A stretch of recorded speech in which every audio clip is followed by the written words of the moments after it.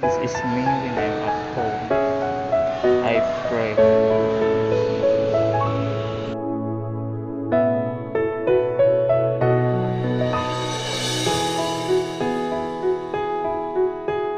One day, makakaraos din tayo. Malalagpasan din natin ang mapagsubok sa buhay na dala ng COVID-19 at patuloy tayong palakasin ang mga puso at isipan para matagumpayan ang ating problema kinakaharap.